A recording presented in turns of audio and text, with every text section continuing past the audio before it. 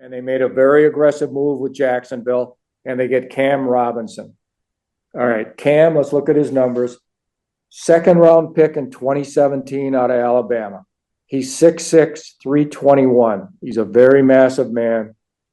He ran 5.15. Good time. He was a third-year junior coming out. He's got 35.5-inch arm and 10.5 hands, so he's really big. 16 on the test, very fluid. He had 23 penalties his last 2 years at Alabama. So I watched him a lot in this game. You know, he played left tackle and he played good. He was up against, they got some pass rushers. Primarily, he was up against that rookie Latu from UCLA.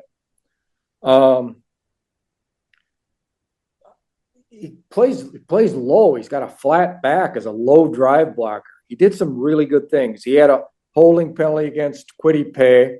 He's kind of a hulking guy, very spirited, I thought, really into the team after only being there a week. He gave up one flush to Latu, but really in protection, otherwise he was good, and in the run game he was good. They got to be just thrilled with this after losing Darisaw, that their line did not just go to heck. It's a massive trade for a team that thinks they're playoff bound and that they couldn't have done it with Quisenberry. Okay, other linemen. Brandel had the left guard. He's an athletic guy, but he had some problems in this game.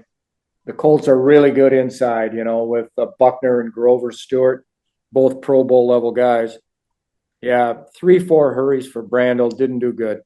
Bradbury, we talk about him every week. He gets just knocked on his ass by Stewart for a strip sack, 2.8 seconds. Horrible play. He's really strong, but he does play small. He has all 6 years. Same deal.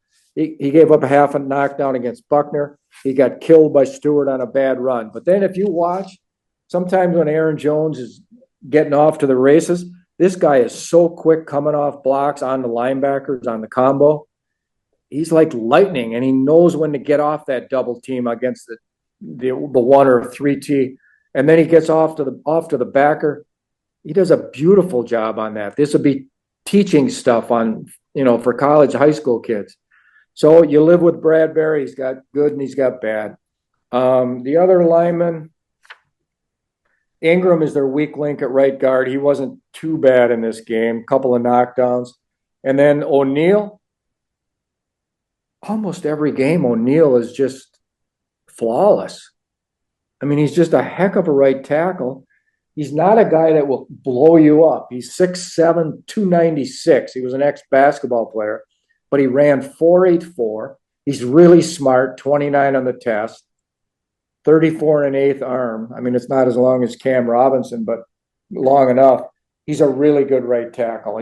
Brian O'Neal has become a heck of a draft pick. Second-round pick in 2018 by Rick Spielman. Credit to Kwesi Adolfo-Mensah, Kevin O'Connell, the Vikings for being aggressive, right? I mean, I noticed the same thing in Cam Robinson. It just seemed like he was really into the game.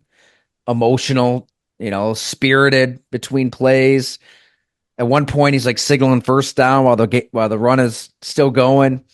I just try to put myself into his mind. Imagine being with Jacksonville and some of those losses they've had as that ship heads the very wrong direction. And all of a sudden, you're on a Super Bowl contender. It's got to be invigorating. I mean, there's something there as well. And you could just tell at the end of that Rams game, they had to do something, and they did it. They've got some issues up front, and you just hit on them perfect. But that's the kind of move that can save a season, keep you moving. And the Lions, we'll see what happens here. The deadline's tomorrow as we record this, so maybe they already made a trade by the time people are listening. But I would think they would need to counter with a player who's going to line up against Cam Robinson in this division.